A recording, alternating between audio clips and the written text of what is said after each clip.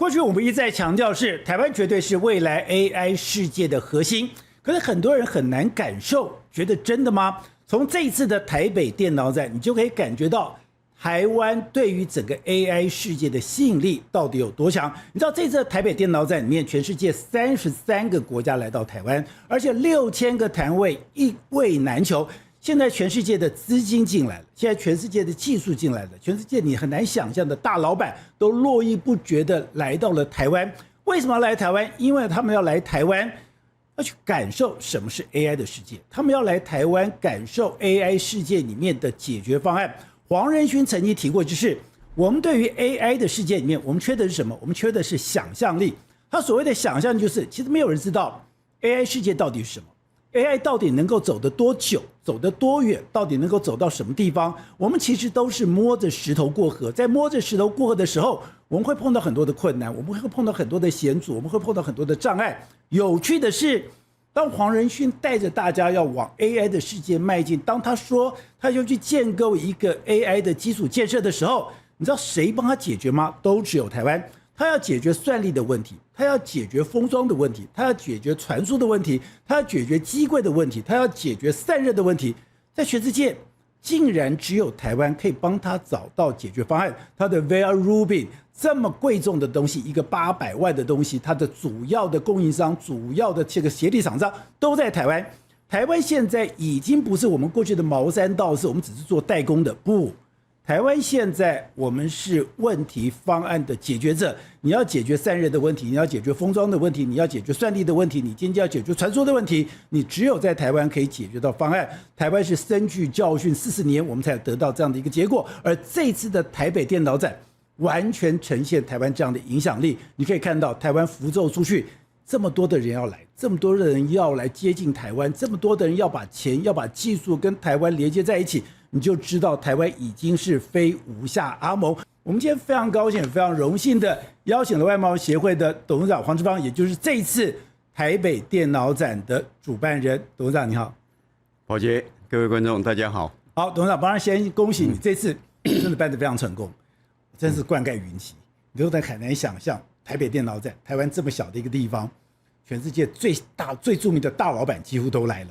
然後你就看到全世界，包括我最驚訝的是摩根士丹利也來了。哎，你明明是辦科技展，可是摩根士丹利居然跑到了台灣，而他不是自己跑到台灣，他帶了600個投資人來台灣，然後這600個投資人來台灣，他辦了19場的這個所謂的專題演講，本來要辦150場的閉門會議，後來太熱門了，加到500場，所以這一次不是只有技術要來跟台灣合作，是全世界的資金、全世界的技術、全世界的大老闆。全世界的供應鏈都要跟台灣這塊土地連接了。這次的 Computex 不只是產業界的全球盛會，它事實上也是全世界資本市場的一次盛會。只是說大家他們比較低調，所以大家比較看不到。那不止您剛才提到的，那因為我的立場，我不方便去提他們的名字。事實上，全世界重要的主權基金、創投。還有投資銀行，包括這個 sell side、buy side， 幾乎全部雲集台北。那我覺得全世界沒有任何一個其他的活動、其他的場合，對，能夠把資本市場這麼密集的全部找到同一個地點來。那這個真的就是代表說我們被國際重視的程度是那。我這2天在Computex 的時候，其實心裡有一個感觸，就是全世界的國家都希望展示它的國力，但是展示的方式不一樣。所以像俄羅斯、中國，他們展示的方式是用閱兵。那川普總統去年呢，一時興起，他也來辦了一場閱兵。那這是傳統展示國力的方式。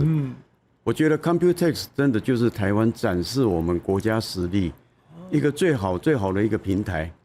那除了您剛才講的說，全世界的這些科技界的天王巨星全部雲集台北，全世界的資本市場最重要的投資銀行、主權基金，全部雲集台北。對，那還有很多你看不到的這個各行各業來自全世界各地的，我們的重要的夥伴，韓國、日本。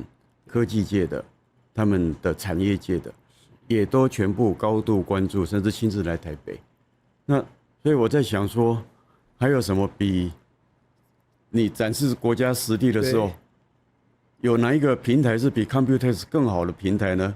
那前天我們陪總統在開幕典禮之後去巡場，去拜訪幾個重要的業界，我的感覺那個就是我們國力的展示，不只是總統，當然黃仁勳先生、蘇姿豐女士，對，還有我們邀請來了陳立武也來了，那這個高通的 Cristiano Amon，其實這些的天王級的 CEO， 他們有一個共同特點，就是他的演講一開始一定是先從感謝台灣的產業鏈開始。對，那蘇姿豐說，台灣是太不可思議了，全世界只有台灣呢，每個人都知道什麼是 CoWoS。對，那所以你可以看得出來說，我們這個國家在人工智慧時代所扮演的這個核心的角色，不可取代的角色。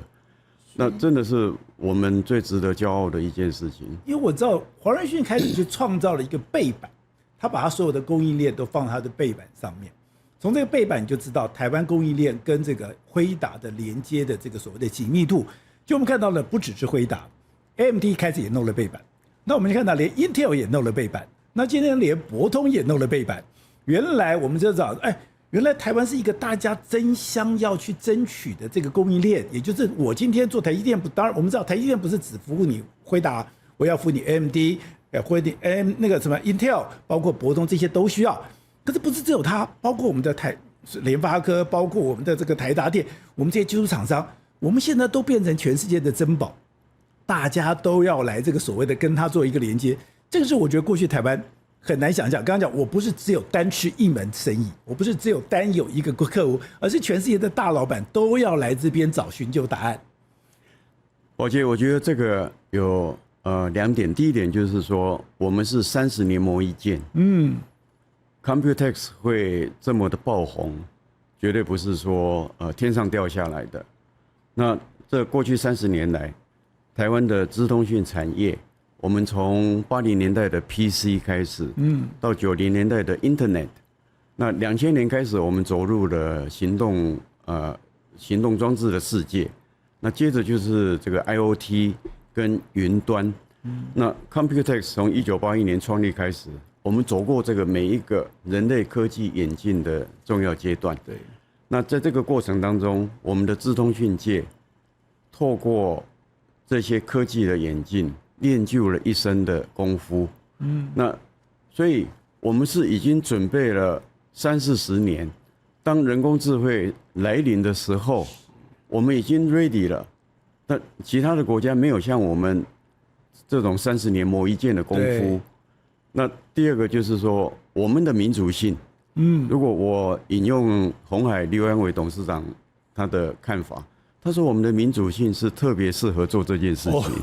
好，我們是專門為了 AI 做這個，專門為 AI 而做，有這個中國人、華人的這種勤奮的基因，然後因為我們也被日本統治過50年。所以我們也有日本人這種做事情嚴謹、注重細節的這個元素在。在2次大戰之後，台灣跟美國的關係密切無比，我們也深受美國文化的影響。那所以我們的民主性裡面呢，也有美國這種創新、樂觀、彈性的因素在。所以你在全世界沒有一個民主是能夠把這些因素通通都聚集在一起。對。那所有的這些元素聚集在一起的時候，這個民主在做半導體、做資通訊產業的時候，它就是大放異彩。是，好不好，董事長，我覺得這個，但是寶傑，我還是要講一下，是 Computex 大家的眼光都聚集在這些科技天王巨星，還有台灣的這些強大的資通訊公司啊，當然他們現在的股票。他們在股市上表現都是不得了哈！我必須幫我們的工程師講一句話。我剛才講的說，我們30年磨一劍。那我剛講到說，我們的民族性是特別適合做這件事情。那我們會有今天的這個成就 ，Computex 能夠受到這麼高度的重視，無數的工程師，我們業界最喜歡講的就是爆肝嘛。爆肝。好，當然這也是我們民主性的一部分，這是為什麼我們能夠成功的一部分。那我在會場的時候看到很多這些年輕的工程師的時候，我真的對他們投以高度的敬意。怎麼樣呢？哦，我覺得你看到這些工程師有什麼不一樣的？哦，他們的敬業精神，還有就是我剛才講的說，我們在民主性裡面，敬業、彈性、使命必達，這些精神充分表現在這些工程師的身上。那如果沒有這些無數的工程師願意這樣子犧牲熬夜，然後抱着這個使命必達的精神，所以我們創造出全世界最快的這個從這個 prototype 到量產的速度。那我們也是全世界能夠把軟硬整合做得最好的民族，所以我們現在不是只做代工，只做 OEM 而已。這些工程師他們都是幕後的英雄啊。對。所以我覺得，我們資通訊產業的這些工程師，我們以你們為榮，你們應該也覺得 Computex 呢，你們都是幕後的英雄。所以很多人講，他們其實可以應該得到更好的待遇。不過剛才講之前以前，我們覺得我們台灣就是賺毛三到四的代工，你要做什麼，你規格給我，然後我把東西做給你。要做螺絲，我給你螺絲；你要做水管，我給你做水管。現在他說現在不是，現在他們來是我要去找一個解決方案。也就是說，我今天比如說黃仁勳的 Vera Rubin 這麼大的機櫃裡面，他居然那個機櫃用的電是一個25個家庭裡面的1個月的用電，那個用電量非常大。那你的用電量如果那麼大，你就要產生很多的熱，你產生很多的熱，你就要去處理散熱的問題，而且你要把這麼多複雜的東西裝在裡面，你的組裝、你的機櫃、你的排列，甚至你的通訊都非常的複雜。這個其實黃仁勳自己也不知道，他只知道我要做什麼東西。我覺得可怕的在於說，今天所有的解決方案，你今天算力的解決方案，你今天組裝的解決方案，你封裝的解決方案，你散熱的解決方案，台灣不是幫你做代工。我覺得現在台灣可怕跟台灣重要，而且你剛剛講到的。台灣工程師的重要性就在於說，我是可以團結合作、跨領域，把你今天這些人先行者的概念，我把你化繁為簡，把你真正做出來。我覺得這個才是這一次你看到台灣那種可貴跟可怕的地方。是，你剛才講到那麼多技術的層面哈，那我就講一個冷卻。因為冷卻對這個 AI 的 data center 來講太重要了。我本來也覺得冷卻有什麼了不起，後來知道太重要了。我們在最近這幾年快速發展出來的冷卻的技術，是這些 data center 他們將來要快速布建非常重要的一個因素。你不能處理這個散熱的問題的話，你將來這個運作上面是會有很多的問題的。如果過熱的時候，很多晶片是會燒壞掉的。像台達電，大家注意到說，那股票最近是真的是漲翻了，是一飛沖天哈。可是台達電就是我講的說，他們也是數十年磨一劍。他所培養出來的這個技術底蘊，讓他能夠在 AI 來臨的時候，快速的推出客戶需要的解決方案。那如果今年大家到 Computex 的展場去看台達電的展示間，你會看到他們最新的 Liquid to Liquid、Liquid to Air 的解決方案之外，他們現在還做到冷卻裝置縮小到一個貨櫃的大小，然後這個呢可以隨時用外掛的方式，因為如果你廠房裡面空間已經不夠了，那你只要外面有一個停車格大小的空間，那裝置它的這一個貨櫃型的這個冷卻方案，管路一接以後，就幫你解決問題。您剛才提到台灣工程師的厲害，光是一冷卻這個事情，台達電現在已經可以做到，直接在晶片上面冷卻，把那個熱帶走，把熱帶走，對，把熱帶走。所以他們在晶片外面呢，包覆了銅片，而銅片裡面有細如髮絲的水管，對，那些都是不可思議的這個工程技術。那從晶片就直接把熱帶走，而不是只是在外圍的這個散熱系統的處理。那這就是台灣厲害的地方啊！內部台灣工程師厲害的地方。因為我後來看了一個資料說，如果你要用傳統的風扇把這個 Vera Rubin 的機櫃的熱給帶走，他說需要多大？他說你要需要一個747引擎這麼大的一個風扇。24小時不斷的吹，你才可能稍稍把裡面的熱帶走。可是台灣不用這麼大的風扇，在你根本看不到的小細節，你剛剛講那非常細微的水管，而且我有一個散熱片直接貼在這個晶片上面，我就把這個熱給導開。你如果不做到這一點，任何的機會在3秒鐘，它這個晶片都會燒壞掉。這個就是台灣可怕的地方。而且有人講說，你今天要去解決方案，可怕在台灣的工程師是你今天早上給我，我下午開會，我明天早上就可以給你一個方案。如果你到了國外，你可能今天給我，下個禮拜、下下禮拜、下下禮拜，你才會給我方案。所以台灣的工程師真的是一個非常偉大的一群人，他們等於帶動了一個台灣的這個過程。那我覺得有一個問題是您感受最深刻是，您過去當過外交部長，哦，你對這國際事務你都當然非常清楚。我覺得台灣現在剛剛講，我覺得那種變化變成，以前台灣曾經被當成是 trouble maker， 我們曾經被小布希非常不以為然。可是現在變成我們變成一個，在居然才不過才10幾年的時間，台灣已經變成了一個無可取代的一個地方。那現在真的对於全世界的資本市場，对於全世界的技術來講，台灣真的是這樣子無可取代嗎？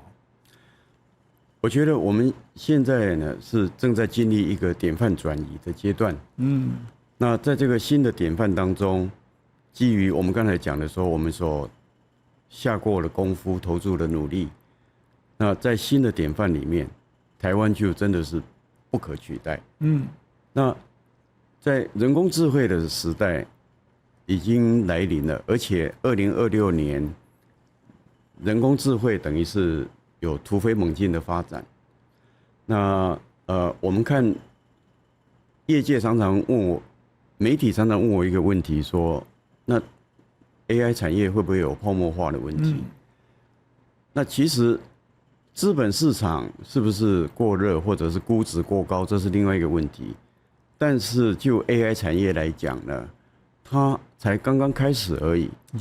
你同意蘇姿豐講的才3局而已？是，因為如果我們從2022年11月 ChatGPT 問世以後，我們把它當作 AI 1.0，當然事實上更早是從2015的 AlphaGo，那時候整個人工智慧就已經起步了。微起的意思。對。ChatGPT 的時代呢，我們是用 LLM 大語言模型，那你問，它會回答。在2026年開始呢，我們已經全面進入 Agentic AI， 就是 AI 代理人的時代了。那 AI 代理人的時代，對這個 token 的需求，如果你有用 Agentic AI 的話，你就會發覺說那是呈幾何級數的增加，比起我們用 ChatGPT 的是幾何級數的增加，因為 AI agent 它是使命必達的。對，你給他一個指令的時候呢，他會窮盡一切辦法，搜尋所有可能的資料，然後用最快速的演算法幫你解決問題。而且它24小時不停息。24小時不停息，我自己也有用，所以我用的時候我就看上面的 token， 它會告訴你說你燒掉多少 token， 那是非常可怕的。那你可以想象說，我們全面進入 Agentic AI 的時代。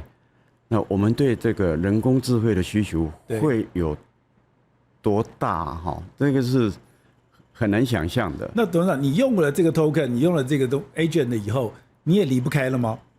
我也離不開了。你離不開了，而且很可怕的就是我常常提醒台灣的企業界，就是你對 AI 的想法哈，要趕快進入 AI 2.0 的時代。AI 1.0 就是我講的說，在 ChatGPT 的時代。AI 2.0 是 Agentic AI 的時代。我舉個例子，我們的科技長，我請他說：“你提一份報告給我，因為我要把貿協帶入 AI 2.0 Agentic AI 的時代。那我們從 HR 組織人才培養應該做哪些改變？”3天後，他給我一個報告，非常非常完整。然後我問我的科技長。我說：“那你在你們數科中心，你們是多少個同事來完成這個報告？”他說：“董事長，沒有，只有我跟 AI。因為呢 ，AI 1.0 的時候呢，可能工具技術會是你的瓶頸。AI 2.0 的時候，我們人類會變成瓶頸。對。我的技術長說，如果我要跟我的同事去講怎麼寫這個報告，我要先跟他講清楚董事長要什麼。是講了半天，他可能還不見得能夠全部掌握。但是我直接跟 AI 溝通，而且是用這個最新的這個模型，他一下子都幫我做好了，對，將來很可能會是一個人的50時代。而且我在之前有一個演講，那我有一點半開玩笑的性質，跟台下的這些大企業家講，我說在 Agentic AI 的時代，你越高階的主管用的話，那個威力是更強大。那說不定呢，當董事長會 Agentic AI， 他會真的上手的時候，他會發現，哎，那我不需要總經理了，其他都可以取代了。那總經理如果他已經會用這個 AI 代理人來處理他的問題的時候，他可能會想說，哎，那我也不需要這4個資深副總了。哦，這件事情其實是真的很值得大家很嚴肅面對的事情。也就是說，在 AI 2.0的時代，所有一切要透過鍵盤跟滑鼠做的事情，都可以被 AI 取代。我的感覺是，台灣的企業界其實大部分還停留在 AI 1.0的時代。對，哦，那個會是另外一個問題，就是說，台灣是一個生產 AI 的重鎮，可是台灣是一個應用 AI 的這個所謂的侏儒，所以這個部分我們可能等一下再討論。但另外一個就是剛剛講的，全世界有一個東西大家非常好奇是33個國家，這次來的33個國家，6000個攤位，然後呢一位難求。你可以感覺到，你只有你最感受到這些國家搶攤位，想要辦法進來，然後想要這個跟台灣的連接，這種飢渴的程度是過去從來沒有嘛？是非常非常強烈嘛？哦，這個感受其實是非常強烈了。那我就舉一個例子，就是我們今年除了南港1館、2館之外，因為大家這個需求太大，所以我們把信義區的世貿中心也把它變成機器人跟 AI 的專館，那是另外增加的專館，所以這是今年另外增加的。那另外我們冒險的台北國際會議中心呢，是輝達把它整個包下來，作為它的 GTC 台北。那這也是 NVIDIA 第一次在美國以外的地區舉辦 GTC， 而且日期呢就是跟 Computex 完全重疊，對，所以事實上是 Computex 等於是磁吸的效應，把像蘇之峰跟黃仁勳他們提早1個禮拜就來為這個 Computex 預熱了，所以已經未演先轟動了。那所以今年呢是信義區跟南港是雙核心，所以我們等於幾乎就把整座台北是變成全世界的 AI 的一個核心。那世貿中心今年呢，我們特地把它開闢作為 AI 跟 Robotics， 就是機器人的專館。那是因為我剛才講到說 ，Agentic AI 代理人的時代來臨了。事實上 ，Physical AI 就是物理 AI 的時代也來臨了。那黃仁勳今年2月講說，這個 Physical AI Robotics 的 ChatGPT Moment 已經到來了。那機器人其實不是一個新的概念，過去幾十年一直都有機器人，但是為什麼這1-2年機器人會突飛猛進，有所突破？就是因為人工智慧在這幾年也有突飛猛進的進步。對，當你把人工智慧跟機器人加在一起的時候，機器人或者自動化的設備就能夠做到以前做不到的事情。這是為什麼大家會說這個機器人的時代已經來臨？那我們知道一個大型的資訊展，或者一個科技的展覽，它不是這個過去這個所謂的成果的驗收，它更重要是一個我要 vision， 我的未來到底要怎麼樣？那這次當然講台北電腦展最讓人家矚目的是場館最大就是機器人，機器人真的已經到了一個新的時代嗎？它真的已經到了這個它要大爆發的時代嗎？今天台北電腦展為什麼要把機器人給這麼大的場館，給這麼大的一個重視，然後呢給這麼多的這個所謂的這個展示的空間呢？黃仁勳在他的主題演講裡面也特別就機器人的部分呢，有非常多的琢磨。那他自己也講說，機器人的這個時候已經到來了，因為技術已經成熟了。那大家看那個 Elon Musk、Tesla 他們自己做的這個 Optimus 機器人，Elon Musk 說將來全世界會有幾十億的機器人跟着人類一起共同的工作。所以他們看到的這整個機器人產業的願景啊，對，是非常非常可觀的。那我剛才講說，我們今年台北電腦展世貿中心把它轉換成機器人跟 AI 的專館，那我們貿協有邀請14家日本在這個機器人產業都是知名的業者，像 Yamazaki， Mazak， 還有 Canon， 還有這個安川電機。安川是世界4大機器人。我覺得它最好看的一個電影就是說，它可以一刀斬，就是它可以用這個安川的機器人，用這個武士刀將一個這個所謂的豌豆整個切掉，非常漂亮。我們邀請了14家日本在機器人領域都是領先的公司來參加這次的 Computex。他們都很樂意來嗎？他們都很樂意來，而且有的日本朋友訂不到飯店啊，沒有辦法來。還有更多人想來。我們 Computex 有2萬多個國際的訪客，所以我們是把北台灣的旅館全部都訂滿了。所以你是33個國家6000個攤位，總共是2萬多人來台灣。2萬多個國際的專業人士，包括當然我們剛才講到很多資本市場的、產業界的、科技界的，然後還有國際的買主，2萬多個人，把北台灣的旅館全部都占滿了。那有的是訂不到旅館，所以他沒有辦法來。那重點就是說，這是日本的機器人是非常先進的。那這14家的業者，他們在參觀世貿展覽館之後，他們一致的對台灣發展機器人的技術相當的肯定。那當然，因為我們的強項就是資通訊、晶片、半導體、電控整合這些的。那這些呢，其實都是機器人的靈魂。去年12月，我去東京參觀東京的國際機器人展 IRIS。那他們現在日本幾乎這些重要的公司，像以往這個大家耳熟能詳做摩托車的 Kawasaki、Yamaha 都在做機器人，做印表機的 Epson 都在做機器人，而且都做得很好。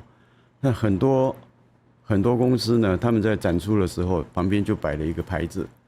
NVIDIA， 他們是用 NVIDIA 的 AI 平台來發展它的機器人。這就是為什麼我說機器人的時候已經到來，是因為 AI 的技術在最近這幾年有突飛猛進的發展。那你把這2個結合起來，所以將來機器人的這個市場真的是很值得期待。那還有一個值得講的就是說，因為全世界因為地緣政治的關係，所以很多國家它會強調非紅，去紅供應化。那所以在未來的這個市場，機器人的市場，我們覺得這次 Computex 打下一個很好的基礎。那我們未來跟日本，我剛才講的說這些做機器人的重要的公司呢，是有很大的合作空間。因為我們在精密製造上面，還有在我剛才講的說，在晶片設計、電控等等。我們是有我們的優勢的，所以將來這種產業鏈的互補的合作關係，這個會是我們 Computex 促成一個很重要的合作。所以他們來之前跟來之後，跟台灣的互動會有很大不一樣。他們來對台灣的印象有很多真的是完全改觀。各位寶傑朋友圈的朋友，大家好，您對我們的支持，還有您對我們的指教，其實我們都會認真的閱讀，因為您的每字每句都是我們自己反省，我們要自我檢討，甚至我們未來怎麼去調整方向的一個關鍵的因素。所以我們就剛剛講到的，就是你現在的這些留言有什麼留言，那我們可以怎麼樣子來的跟觀眾來進行回答。淑娟說：“支持寶傑及團隊，你們是最優秀的。”非常謝謝您的肯定。當時講說，我們的節目其實還有很多改進的地方。那這種改進也是我們每天都在做的工作。聽後X5R他說，政府部門主管機關應該管理一下，堅決不讓中共產品進來台灣。我覺得應該這樣講，就是現在大家覺得很難思考，是說我們知道現在有很多的網購，現在很多的網購居然是有很多的中國的網購是這樣直接進來。那你如果說沒有任何的管制，現在很多國家都有管制，我也不理解說為什麼我们台灣在這方面沒有管制。你沒有管制，第一個你的品質，第二個你是對台灣的商業、對台灣的產業會不會有傷害，這都是政府應該面對的問題。Rookwood 0222他說，天佑台灣，感謝寶傑，一起保護台灣，台灣人加油。當我們希望說在台灣這塊土地裡面，我們真的好好的守護，好好的來保護這個國家。Karen 說感謝寶傑哥製作這麼好的節目。其實能夠做這樣的節目，其實是我覺得那是一種福分，那是一種福報，我们會非常珍惜。喂，20110他說他看了正習會那一集，他說只有我覺得鄭麗文尖嘴猴腮面露凶相嗎？對於鄭麗文是不是尖嘴猴腮，我們不予置評。立刻他看了川普無視習近平警告的那一集，他說中國與和平水火不容，要改成這樣子比較通順。也就是說，中國跟和平水火不容。其實今天要追求和平的其實是台灣，我們從來沒有挑釁過對方。好，剛剛講到的，我們非常認真的在做我們的一個工作。其實我們剛剛講到，我從以前我其實沒有任何政党，那我也不去標榜這個東西，我只告訴你說，我們現在在這塊土地裡面，我在民進黨跑那麼久的時候，我學會一句話：相信台灣，相信人民，相信台灣，相信人民。這是我做這個節目裡面最中心的思想。